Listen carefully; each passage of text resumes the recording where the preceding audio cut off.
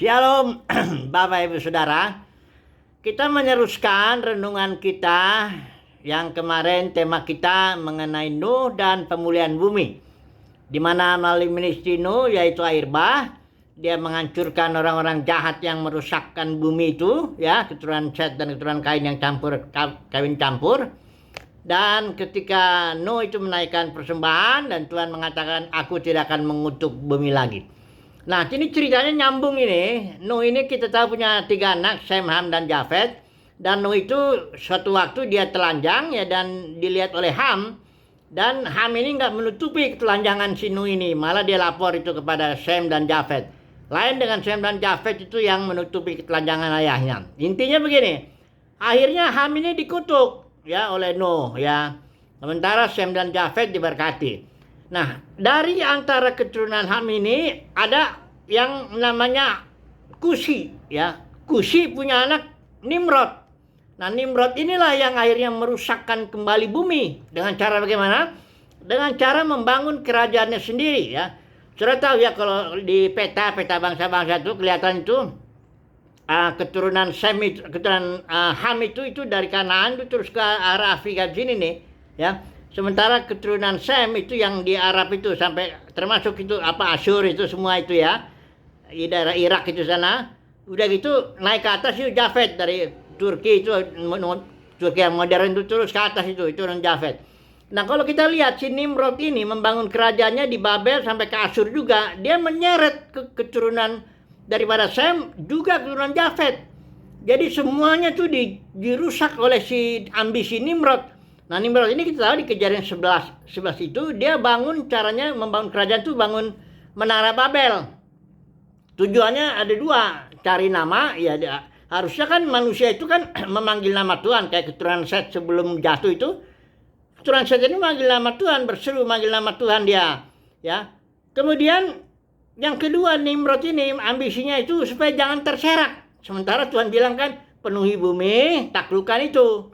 Artinya rencana Tuhan selalu itu dari awal sampai akhir itu selalu itu menegakkan kerajaan anaknya, kerajaan Mesias ya, dengan orang-orang di situ timnya itu menaklukkan bumi ya. Membangun kerajaan Tuhan lah intinya lah ya.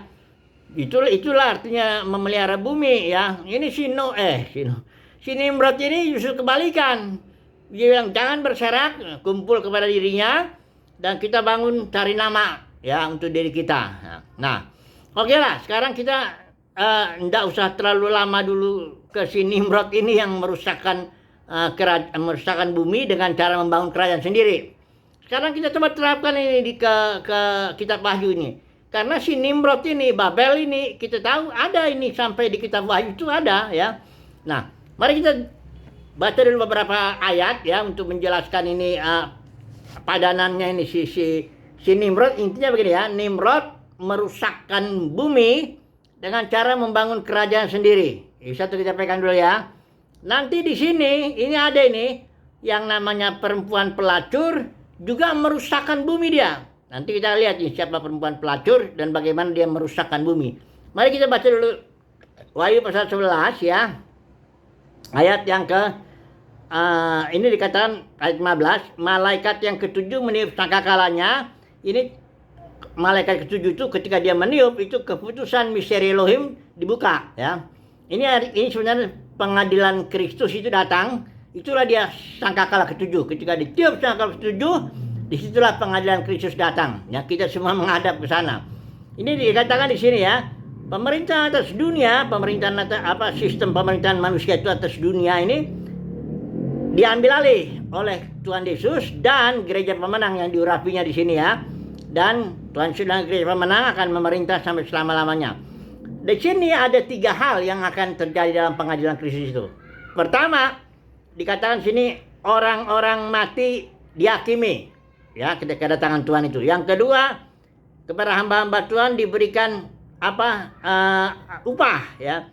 Yang ketiga ini dia nih, membinasakan barang siapa yang membinasakan bumi. Nah, sekarang siapa yang membinasakan bumi? Ini dia di pasal 19 ayat 2 dijelaskan di sini.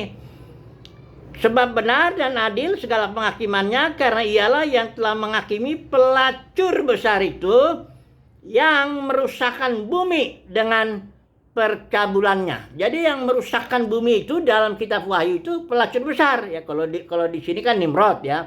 Nah, pelacur besar dengan Nimrod ini sama sebenarnya ini ya.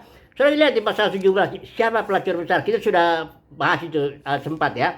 Sekarang kita lebih detail lagi lihat. Ayat 17 ya, pasal 17 ayat 1 itu ya. Mari ke sini, aku akan menunjukkan kepadamu penghakiman atas pelacur besar ya. Duduk di atas bawahnya airnya. Ayat kedua perhatikan ini, ayat ketiga langsunglah. Dalam roh aku dibawanya ke padang gurun dan aku melihat seorang perempuan, ini pelacur besar itu, duduk di atas seekor binatang. Ingat ya, kitab Wahyu itu kitab dengan bahasa simbol. Wahyu pasal 1 ayat 1 itu ada istilah semaino dari akar kata sema yang artinya simbol. Artinya pewahyuan Yesus Kristus dinyatakan kepada Saudara Yohanes melalui bahasa simbol. Nah, jadi bumi itu simbol, pelacur besar itu juga simbol ya. Nah, kita melihat dulu si pelacur besar ini ya. Dikatakan di sini dia duduk di atas, seperti ayat 3 ya. Perempuan duduk di atas seekor binatang. Nah, binatang ini pun simbol dalam kitab Wahyu ini. Simbol daripada sistem pemerintahan manusia. Jadi perempuan pelacur ini, si yang merusak bumi ini, dia ditopang oleh sistem pemerintahan manusia. Sudah tahu, kita sudah bahas yang lalu itu. Kalau perempuan itu pasti gereja itu ya. Nah, ini gereja pelacur ini yang terima banyak benih itu yang kita udah bahas itu ya, benih Kristus terima, benih ajaran Jebel terima, benih ajaran Nikolaus terima, benih ajaran Bileam terima. Nah, ini gereja pelacur ini ditopang oleh sistem pemerintahan manusia. Memang dia menjadi besar, Babel besar ini ya, si perempuan pelacur ini ya. Jadi sistem pemerintahan manusia ini itulah yang sebenarnya dikerjakan oleh Nimrod ini. Nimrod ini dengan kepemimpinannya membangun kerajaannya sendiri, sama seperti perempuan pelacur ini. Dengan sistem pemerintahan manusia, dia membangun kerajaan sendiri. Akhirnya dua-duanya merusak bumi. Siapa sih sebenarnya, saya ulangi lagi, siapa sih sebenarnya perempuan pelacur ini? Ini dikatakan di sini perempuan pelacur itu Babel ya, ayat 5 ya. Pada dahinya terus satu nama, satu misteri, Babel besar.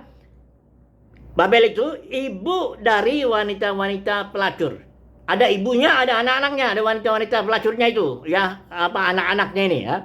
Siapa ini ibu itu yang gereja yang ditopang oleh sistem pemerintahan manusia atau oleh hierarki? Yang nggak ada lain lah Katolik, kalau saudara bisa melihat itu gampang sekali. Katolik itu sistem pemerintahan manusia masuk ke dalam gereja. Makanya hierarki lihat dari mulai paus ya, kardinal ya, ada uskup agung, ada uskup, ada sebagainya. Ditopang, memang dia menjadi besar. Itu kerajaan manusia tuh. Tapi Pak Katolik ini kan pecah menjadi puluhan ribu denominasi. Ini dia anak-anaknya nih, gereja-gereja Protestan itu juga pelacur juga. Ditopang juga oleh sistem pemerintahan manusia. Masing-masing dalam itu ada Nimrodnya tuh. Kalau saudara nggak percaya, masuk deh ke dalam satu gedung denominasi tertentu. Masuk aja situ. Nggak lama saudara akan ketemu sama Nimrodnya di situ. Orang yang berkuasa, yang memerintah, ya, yang membuat programnya, yang punya asetnya, bahkan yang bisa memecat wakilnya. Di situ apanya? Itu rusak, itu bumi itu dibikin oleh perempuan pelacur ini. Ya, itu akan dihakimi nanti laut Tuhan Yesus ya itu. Ya. Nah, jadi saya ulangi dulu sebentar sebelum kita ambil kesimpulan. Jadi Nimrod ini ya, dengan ambisinya bangun kerajaan sendiri, dia merusakkan bumi, padahal sudah dipulihkan sama Nuh waktu itu pelayanannya kan. Jadi si Nimrod ini dengan membangun kerajaan sendiri, cari nama, dia merusak bumi ya. Kemudian yang ini ya, si perempuan pelacur ini dengan cara ditopang sistem pemerintahan manusia juga merusakkan bumi. Kalau di kitab Wahyu, bumi itu beda ya. Di pasal 13 itu dibandingkan dengan laut. Ada binatang keluar dari laut, itu kalau laut itu simbol dari lautan manusia itu. Yang belum bertobat. Sementara ada lagi binatang yang keluar dari bumi. Ini nabi palsu. Ya. Nah, bumi itu sebenarnya umat Tuhan. Tapi rusak ini umat Tuhan gara-gara si pelacur ini yang membangun sistem pemerintahan manusia atau hierarki dalam gereja. Ini yang bikin rusak ini. Ya. Ya, oke lah ya. Kita ambil dulu lah kesimpulan ya. Semoga saudara bisa paham semuanya ini. Kesimpulannya bagaimana? Kesimpulannya yang pertama, saudara dan saya jangan ambil bagian dalam dalam cara si perempuan pelacur ini ngerusak bumi itu, merusak umat Tuhan. Jangan. Caranya gimana? Dia kan bangun sistem pemerintahan manusia. Dia kan bangun hierarki, ya. Yesus di pasal di 20 Matius 23 udah bilang, di antara kamu jangan ada disebut pemimpin, rabi, pengajar, kamu semua saudara, egaliter, kamu semua sama. Ya nggak ada kursi Musa. Kalau konteksnya saudara lihat Matius 23 itu kursi Musa, otoritas manusiawi itu. Jangan. Jadi saudara jangan ambil bagian dalam sistem pemerintahan manusia yang ada dalam denominasi sekarang ini loh, ya. Tiap denominasi itu ada Nimrodnya, ada sistem pemerintahan manusianya, ada itu, ya. Karena memang denominasi itu kerajaan manusiawi. Itu bukan kerajaan surga di bumi, itu bukan. Itu kerajaan manusia, kerajaan Nimrod, para Nimrod, ya. Nah, jangan saudara ambil bagian. Supaya jangan merusak bumi, jangan merusak umat Tuhan. Itu aja intinya, ya. Karena siapa yang merusakkan bumi itu nanti dihakimi itu, kena dalam penghakiman Kristus nanti, ya. Kalau sekarang dibiarkan semua diberkati menjadi besar, Babel besar itu kan.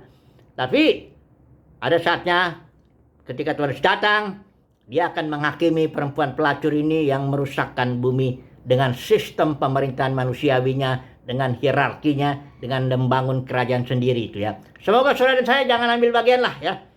Kasih karunia, kita ada di luar itulah, melayani umat Tuhan. Jangan ambil bagian dalam sistem pemerintahan manusia yang ada dalam gereja, dalam denominasi itu. Jangan ambil bagian, ya.